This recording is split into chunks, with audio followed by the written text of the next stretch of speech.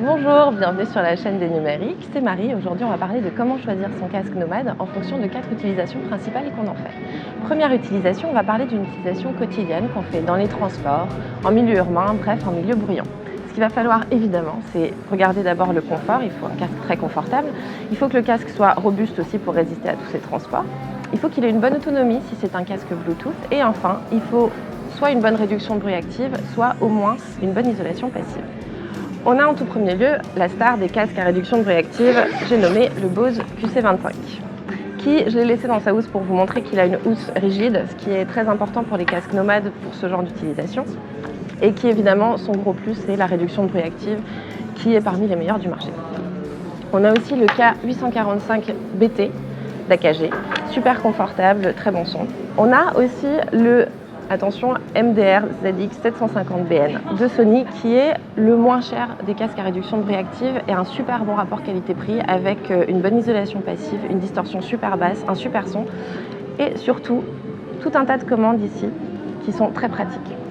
Et pour finir, notre dernier petit coup de cœur, c'est le Jabra Move Wireless qui a surtout une super autonomie de facilement 15 heures et qui est très confortable et léger, qui se fait vraiment pas sentir, même au bout de plusieurs heures.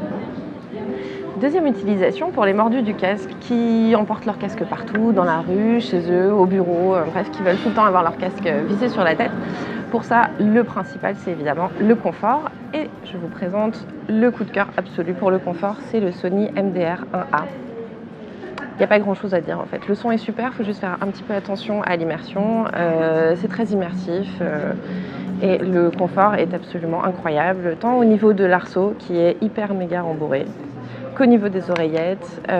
Il est super léger. Enfin voilà, c'est le fauteuil des casques, quoi. Parlons maintenant des fanats de l'audio, ceux qui veulent un son sans compromis, qui veulent écouter, je sais pas, leur mix à la sortie du studio ou qui veulent écouter leurs fichiers HD sur leur Super K1. On va commencer par le Plantronics Bassbeat Pro, qui est un casque sans fil avec tout un tas de commandes au niveau des oreillettes. Le son est évidemment excellent et l'autonomie est gigantesque. On va continuer avec le Sennheiser Momentum Wireless, qui, déjà un peu comme le QC25, je l'ai laissé dans sa housse rigide pour que vous voyez bien, c'est très pratique pour le transport, qui est lui-même pliable, très robuste et qui offre un son extrêmement précis et une réduction de bruit active. Et enfin, le Philips Fidelio M1, un supra-auriculaire, contrairement aux autres qui étaient des Circum, qui offre un très bon équilibre et une super précision du son et qui est en plus très confortable. Et enfin, pour les Golden Boy des quartiers des affaires, les hommes pressés de Noir Désir, ceux pour qui le look est très important et l'ergonomie aussi. Ça marche aussi pour les sportifs plus ou moins, mais les sportifs, on en parlera une autre fois parce que c'est plus les intras qui vont être indiqués. Ce à quoi il faut faire attention, évidemment, c'est l'ergonomie en premier et la qualité des matériaux. On va commencer avec le H8 de Bang & Olufsen, qui est en cuir d'agneau, cuir de vache, aluminium anodisé.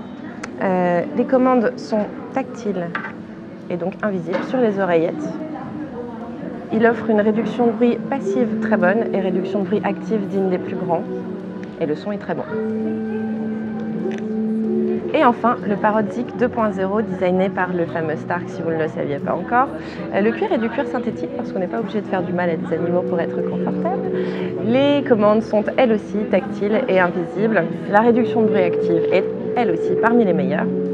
Et en plus, il profite d'une application absolument incroyable où on bénéficie de plusieurs niveaux de réduction de bruit active, un EQ au niveau du son et tout un tas de fonctionnalités super pratiques. Attention en revanche au capteur de présence qui est là pour mettre pause automatiquement. Il se déclenche un peu intempestivement et on a très vite tendance à le désactiver.